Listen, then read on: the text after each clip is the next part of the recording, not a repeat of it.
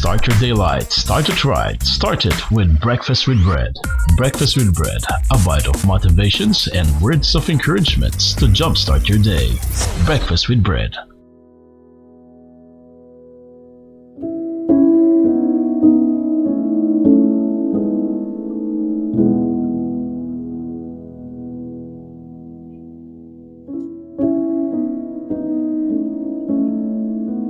Good morning. Welcome to another edition of Breakfast with Bread. My name is Michael Cross. I'm your host. Have you ever received a message just asking, "How are you?" Message just saying, "Kumusta ka na?" Diba? Receiving such a message would really warm your heart. Yung walang ibang gusto kundi, kumusta? Kukumustahin ka lang out of nowhere. How are you? Diba nakakataba ng puso? Personally, when I was made to stay for several days in the hospital due to COVID-19, that was in March, I felt so overwhelmed when text messages wishing me well started pouring in. By text or by messenger, diba? Ay nakakataba po ng puso. I was overwhelmed. Yeah. Decades ago, Dr. Jerry Motto discovered the power of a caring letter. His research found that simply sending a letter expressing care to discharged patients who had previously attempted suicide reduced the rate of recurrence by half. Recently, healthcare providers have rediscovered this power when sending caring texts or postcards and even social media memes as follow-up treatment for the severely depressed. Diba? Nakakataba ng puso at nakaka-encourage. And that it gives somebody kasi the feeling na, wow, may nagmamalasakit pa pala sa akin. Diba? 21 books in the Bible are actually letters, or if you want to be religious about it, epistles. Ayan. Caringly written to first century believers who struggled for a variety of reasons. Paul, James, and John wrote letters to explain the basics of faith and worship and how to resolve conflict and build unity. The Apostle Peter, however, specifically wrote to believers who were being persecuted by the Roman Emperor Nero. Yung ibang mga Latin-sounding people, they would pronounce it as Nero. Okay? So, Roman Emperor Nero. Peter reminded them of their intrinsic value of God, describing them this way in 1 Peter chapter 2 verse 9. You are a chosen people, a royal priesthood, a holy nation, God's special possession. Peter goes on to lift their gaze to God's great purpose for them in their world, that you may declare the praises of Him who called you out of darkness into His wonderful light. Wow, sounds familiar? Yeah? You are a chosen people, royal priesthood, you are a holy nation, God's special possession. Sounds familiar? Of course it does. These were the very words God gave to the Israelites sa Old Testament. Wow. Now this time, the same words God is telling today's church, today's believers. You are a chosen people. You are a royal priesthood. You are a holy nation. You are God's special possession. He is telling you that today. Hindi lang pala pang Old Testament ang message na to. Hindi lang pala para sa mga Israelita ang message na ito. para din pala sa atin.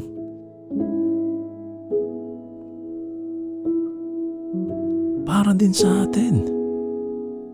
Now, Peter gives 4 characteristics of the church in that verse, followed by a purpose statement. The apostle tells members of the church what and who they are, and then tells them what their identity is meant to do. Okay? The description of the church in 1 Peter is similar to the descriptions of the people of Israel, as we mentioned earlier, that we find in the Old Testament, di ba? The church, you are a chosen people. Yan po ay binigay ng Diyos sa kanila, sa mga Israelita, sa Old Testament. Deuteronomy chapter 7 verse 6, we find God saying the same thing to the Israelites. Now here is Peter saying the same thing to the church, saying the same thing to us. You are a chosen people. You are a royal priesthood and a holy nation. Peter telling that to us. The comparison, God telling that to the Israelites in Exodus chapter 19 verse 6. And ito pinakamatindi, pang-apat. You. Okay? You. Right now, before we continue, I suggest you drop everything that you're doing and listen to this, the 4th one. Listen to it and namnamin po ninyo. You are God's special possession. God said that to the Israelites in Exodus chapter 19 verse 5. Now, God is telling the same thing to you. Sa iyo, kapatid na nakikinig ngayon. God is telling the same thing. You are God's special possession. Let's say that again. That alone is a message by itself. Pag naunawaan po ninyo, ninamnam po ninyo, mineditate ninyo ang ibig sabihin niyan, eto na po. That alone is a message all by itself. You are God's special possession. You are God's special possession. These qualities allow the church to fulfill its mission, to declare the praises of Him who called you out of darkness into His marvelous light, into His wonderful light. Ganyan ka ka-espesyal sa Panginoon. He did not leave you to rot in darkness. He did not leave you to rot lugmok sa kasalanan. He did not leave you to rot being lost out of nowhere, walang silbi ang buhay, hindi alam kung saan patungo. Hindi ka hinayaan ng Panginoon na ganyan, na magpatuloy sa ganung sistema ng pamumuhay. Ganun ka ka-special. He called you out of darkness and into His wonderful light. You are God's special possession.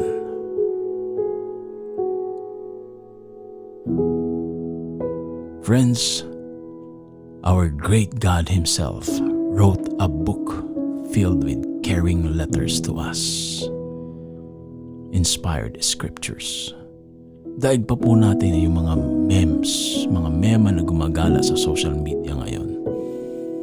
Mga tipong, kumusta ka na? Love you lots, chup-chup muwa-muwa. Daig pa po niyan, mga kumakalat na mga text messages. No? God Himself, bago pa po nagkaroon ng mga cellphone, ng internet, God Himself wrote a book filled with caring letters for you, that we might always have a record of the value that He assigns to us as His own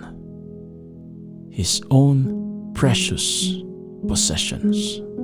You are God's special possession.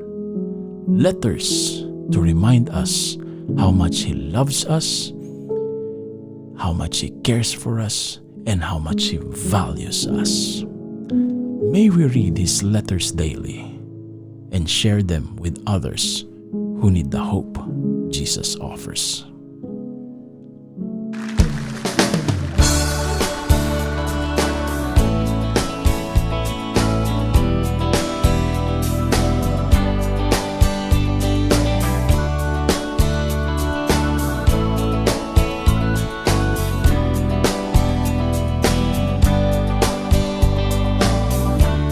Everybody's got a story. Everybody's got a song. Everyone's a little different. We've all gone wrong. Then the Savior came and He took the blame, changed everything. Then the Savior came and He took the blame, changed everything. Now I can sing about His forgiveness. I can praise Him till the sun goes down. And I can say that I am a witness. I was there when His love came down.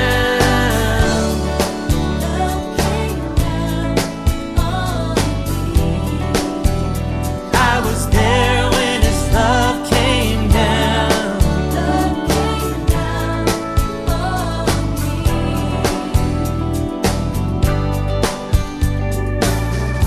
Love broke through the darkness.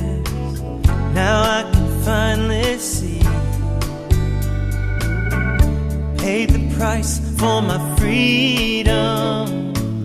No more chains on me. 'Cause the Savior came and He took the blame, changed everything. Yeah, the Savior came and He took the blame, changed everything. I can sing about His forgiveness. I can praise Him till the sun goes down. I can say I am a witness. I was there when His love came.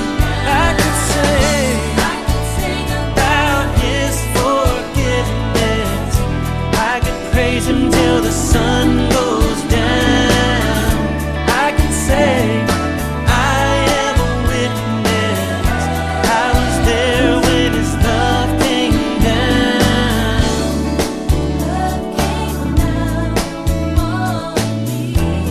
I was there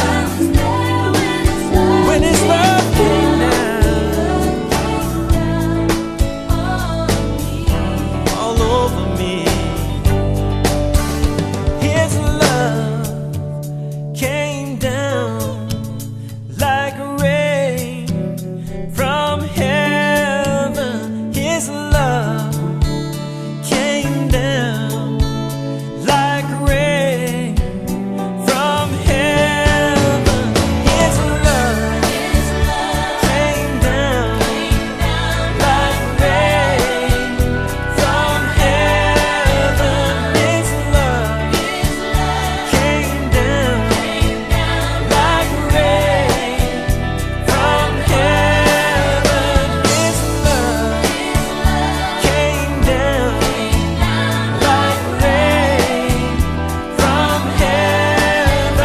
His love came down like rain from heaven.